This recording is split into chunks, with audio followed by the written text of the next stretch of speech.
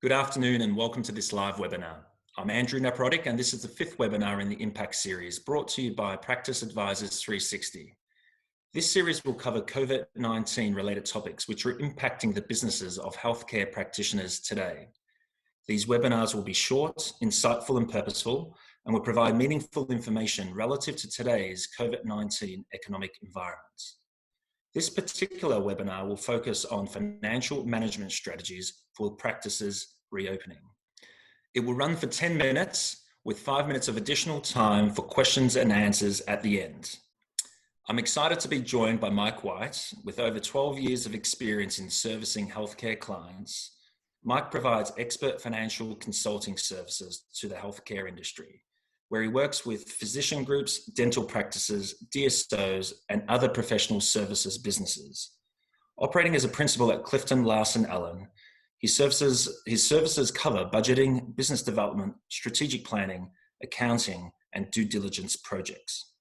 He is also a recognized thought leader with speaking engagements at DAKIMA DSO Conference, ADSO conferences, the DEO, Henry Schein, Schulman Study Group, and various other podcasts and video blogs across the industry. Mike, it's a pleasure to have you here today. Welcome to this webinar. Before digging deep on financial management strategy, let's start by talking through the impact of COVID-19 on the practices today and what the recovery trajectory looks like going forward. Yeah, thank you guys so much for having me. And it's funny when you go through that list of presentations, and there's so much information been put out there in the last 5 weeks. And I think I've been a part of 38 presentations in the last 5 weeks. So excited to be here, really excited to be a thought leader in the industry right now and help as much as I possibly can. You know, as we look to this screen right here, this is what many folks are facing within that first old baseline dip and where we are now on the turn. Where we don't know where we're going to be on that turn is how big the turn is going to be, how deep the dip is going to be, and what is the recapture period going to look like. Certainly, many of us want to know what the new COVID reality is going to be, but we're so focused on the recapture and reopening, which is what we really want to focus on today, that we can't worry about 6-12 months from now, especially with a possible second wave in the fall, possible winter timeframe. But it's really good to be able to talk through these conversations. I know we have a lot in store today in our time that we have. I think there'll be some good question and answers, and I think there'll be a lot of good conversation around these topics. So as we start looking at this, the conversations that we're having today, you know, let's speak to the dip a little bit. It's really measuring that dip.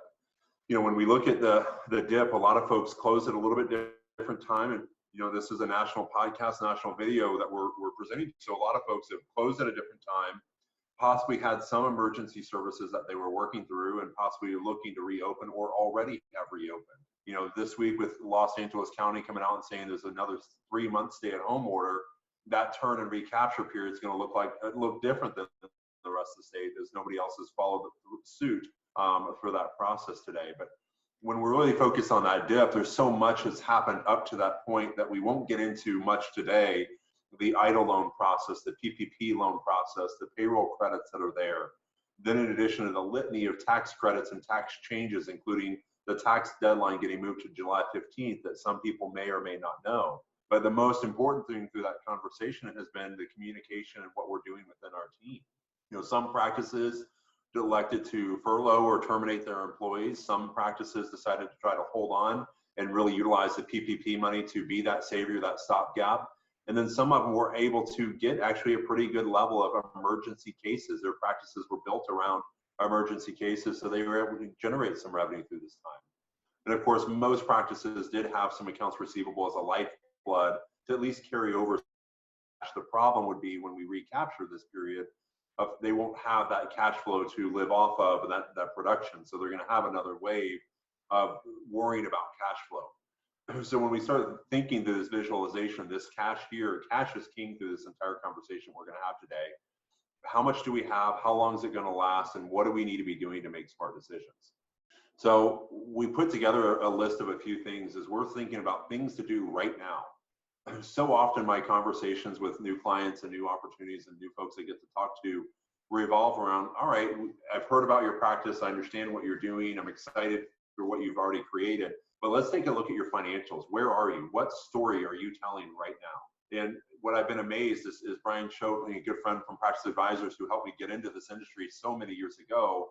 We won't age either one of us, but we've had a good time over the years, maybe decades, and look through that process. What I've been amazed is on average, financial statements are 3 months old. And when I talk to bankers in the industry, they're saying the same thing. I've heard upwards of 92, 93 days to be more specific. In an industry, of course, those folks that know me understand that I've always pushed good financial story, good fundamentals, getting a good story, and making sure you're ready for it. Due diligence ready is what I call it. So when we're starting to think things to do right now, I'm going to put financials at the very top of the list. And this sounds crazy. We don't want to spend a lot of money. I understand that. But we've got to understand where we are and how we're going to conserve cash. And we won't know that without good financials. Where are we with our balance sheet? So the very first things we talk to people is having a conversation with your landlord, your banker, your vendors, if you will, like ourselves, of getting some terms, whether it's 3 months delayed or 6 months or whatever it may be, of trying to negotiate. Say, hey, I'm working through an unprecedented time, this pandemic. We all are aware of it. Can we work on some situation to defer payment? The critical things in that conversation is you're trying to build a relationship. So many people I've talked to today are kind of burying their head in the sand and saying, well, I don't want to call the vendors. I don't know what to say to them, all that stuff. And same with my employees, same with my team members. Once we have good financial fundamentals, then I started saying, let's put together a 12-month plan. What do the next 12 months look like? If we go back to that original slide, we don't have to flip back, but if we go back to that original slide, I'll make a little wave with our hand, is what does that recapture look like? So when we're starting to plan forward of reopening, and some of us, again, are at that point where we know we're going to reopen in the next week. We're already open. We're going to open 2 weeks from now, whatever it may be. We've got to start filling that schedule, and we've got to give our team members not only the wherewithal of what does the new normal look like within your practice. Is there additional PPE? Is there limited people within your practice office? Is there limited patients within your operatories? How does that flow of patient work once they walk in your office and then go back to see dentistry care and then walk back out? What are we doing from that standpoint? So when we think about a 12-month plan, it's not just financials. It is this new normal that you're planning around. I've told people so often to focus on operationally, what are those things that you've put off for the last 2 months? What are those things that need to be done today? And you need to prioritize those. I know your head is spinning. I have just think about so many things to work through. And I understand where your sentiment is and what you're thinking through. But when you put this process together, we've got to give our team that guidance and that recapture period. So again, on our 12-month plan, it's not only the financials and the budget, but it's also our practice. So what about opening additional hours? Are we going to open additional days? What I've been saying around this thing is work with your scheduler and say, okay, fill our schedule as it normally is for 2 weeks, and work within the parameters of your state and county to what the rules are, but fill up your schedule as much as you possibly can. Once we have that schedule full and we still have people that want to fill in, all right, then give them the guidance to open up 1 more hour a day, 2 more hours a day, 1 more day a week, and start looking through that parameter to say, all right, let's start backfilling that. Because again, our recapture, we want it to be above 100% utilization, not just that normal line, because we'll never make up the 2 months of lost revenue or the month and a half lost revenue that you may have had. So what does the payroll cost scenario look like? Do we need additional staff because we can't get our staff to work the overtime necessary to make that happen? Do we need to worry about overtime and just work with that confines of getting good people that are already there? What happens if you try to make this effort, and I'm talking about expanding your schedule, but you actually need to contract your schedule. You're in a territory that has high COVID, high fears, and your patients don't want to come back. I've seen both extremes now as practices are starting to come back and starting to fill their schedule back up. I've seen, practices that are trying to hire more doctors now than they had before because they have so much patient base. And I have the other extreme where they can't fill their chairs and they're at 50 to 60% capacity, and they're trying to determine, do they shut one location down or another location down and just kind of fill up the ones they do have? So I've seen both extremes. So you've got to manage to both exceptions and the rules today. On an ortho basis, or we start getting into some of the specialty, it's very easy to talk about general patients and recare and all that good stuff. But when we start thinking about ortho and the missed starts that we're going to possibly have, or getting some of our patients debanded and back on that contract schedule that they have, that isn't just going to impact you now, it's going to impact you over the next 2 years of the case. 12 months from now, 24 months from now, when you didn't get those starts in the door. So What can you do to capture those missed starts, and what can you do to capture that additional revenue? What about those vendors that we spoke about, marketing? You know, are you going to bring that back right away, or do you have so much recare work that you need to do, your hygiene work, to get back to where you were, get those patients back in the door, get them on a normal schedule? Does it make sense to spend a lot of money on marketing? Well, if you're out the door and you can't fill that schedule, then yes, let's start ramping up marketing, letting people know that you're back open. And more importantly, and some of the best things I've seen are some videos and things where we're communicating to the patient base of how we're going to make them safe with our PPE equipment, our new procedures, our new processes. One of the questions that we always will be required to have additional PPP. I think there's been guidance given around that. I think there's been guidance given around what those kind of standards would be. ADA's given some, our state associations have given some. But more importantly, what's that additional investment going to look like? Short term, near term, and long term. Again, back to our preservation of cash. What does this look like in order to reopen? So we talk about scheduling. What about your IT infrastructure? What about your HR, your operations? You know, some of the practices that we're seeing today, their employees aren't wanting to come back. You know, they're scrambling to say, well, I have this PPP money I want to spend, and I will need to spend for reimbursement purposes, and of course the forgiveness component. There was some guidance given. If you offer your job, of course, documentation is key, the job back to your respective employee, you need to make sure, one, you notify the unemployment agency so that no longer charges you, but secondarily, our understanding, of course, things change by the day with PPP, is you're getting credit for that employment as it relates to your 75% of FTEs. So it's very critical in your HR component to work with your lawyers, work with your payroll providers to make sure you're documenting everything you're doing and communicating through that process. So as we start to prepare to reopen, you know, let's start looking at our schedule on a national basis right now, understanding, you know, things that are happening on a national basis and what your buddies are doing in other states and other counties. You know, I have a lot of folks on the West Coast, and those practices out there, one county to another county is so drastically different. You know, and here in Texas, it's a little bit different, but you know, the major counties are kind of banding together and kind of working together. In the New England area, they're kind of doing the same thing at the state level, you know, kind of banding together, and what one state does, the other states are doing as well. So kind of managing to what is the new normal in your state, and what are you allowed to do? What are requirements within your PPE? What are your requirements within your schedule, and how your patients walk in? Then you determine for you and your employees, is that enough safety? Is that enough protection? You already spoke about that a few minutes ago, filling that schedule up. You know, if we have this new normal and we're only allowed 4 patients in the chair at a day, or 4 patients in the office at a time, you know, are we staggering the patients so they don't miss each other, or they miss each other in the halls, they don't run into each other, they check in at different times? So what are we doing to kind of offset our schedule a little bit? Are we giving ourselves more time between each patient in order to sterilize the area, clean the area more thoroughly, and making sure? Again, that's naturally just creating additional time within your day. And if you were a 20 patient per day type practice, and now you're going to be 18 or 16, if you stayed within the same hours, are you expanding your hours? Are you expanding your days? Because our goal is to get back to, you've built an infrastructure, a cost structure that you have your level of revenue that you need to maintain in order to execute on that. You know, are we taking extra measures in social distancing and sterilization between patients? What PPE equipment are we using? How are we communicating this, not only to the team as they come in, but how is your team communicating that to your patients? I've been working in the healthcare space for quite a while, but I'm also a patient. So seeing how my dentist here in the area started speaking to and communicating early, he was communicating 3 to 4 weeks before opening what he's doing, what they're working on, how they're going to keep the patient base safe. And I thought the communication was great. You know, stay in the car, we'll come get you, we'll take your temperature, we'll work through that process. You'll have a questionnaire to answer not only before you get here, but also when you get here. And all those little steps that have to be taken. And again, they're added steps to your process today. And you may have had a very dialed in process of how you handle your patients, or in some cases you didn't. You know, you were very fortunate that you had a wonderful team that took care of your patient, checked them in, checked them out, did the billing, worked through all that process and all that good stuff. Let's also talk about the new charges for PPE. You know, I know within the Practice Advisors 360, they did a webinar, you know, around PPE and how to charge for it. And it's a really good one to see and make sure we speak to that, you know, and listen to Nick Partridge on that, because I thought he had some great ideas of making sure you're capturing that additional revenue, make sure you're charging for those additional equipment that you're having to manage, and working through your insurance provider and all that good stuff. You know, we spoke to the missed starts. The other thing to think about, not only about ortho starts and others, is treatment planning.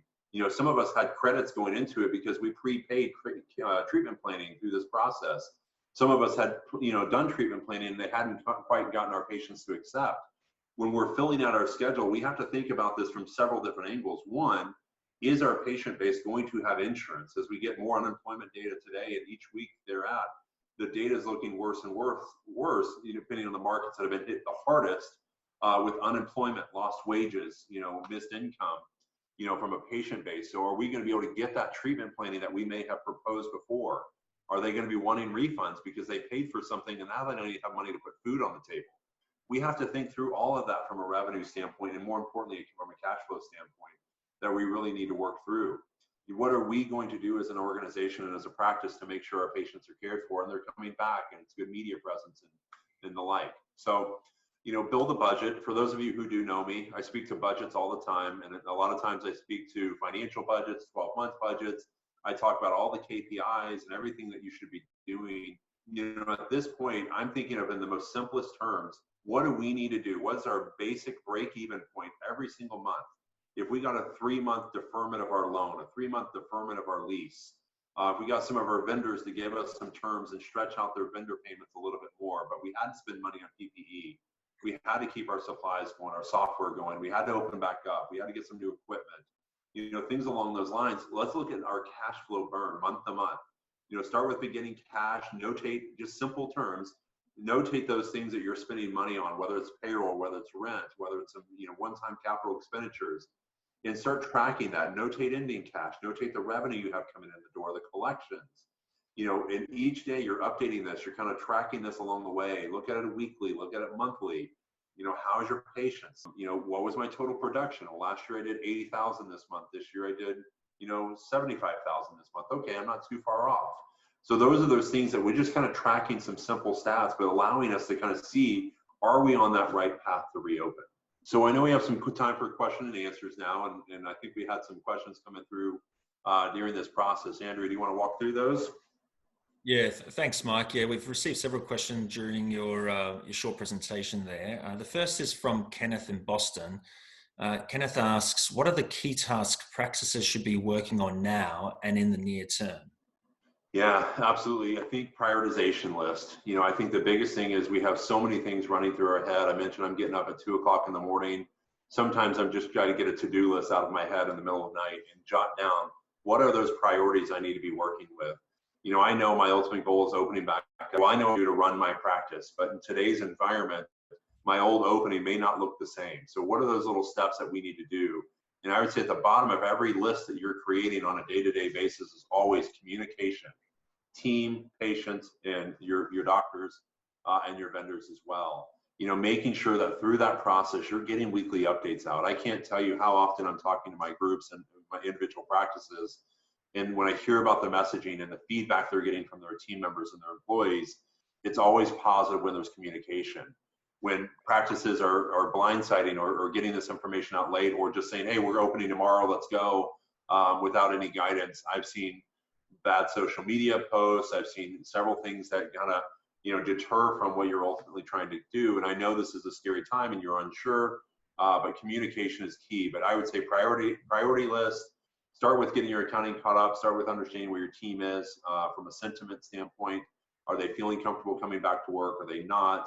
And then start working through your list of getting back open. Yeah, that's good advice, Mike. Let's move on to the second question here. It's from Greg in Houston. What is the most important thing to be mindful of now?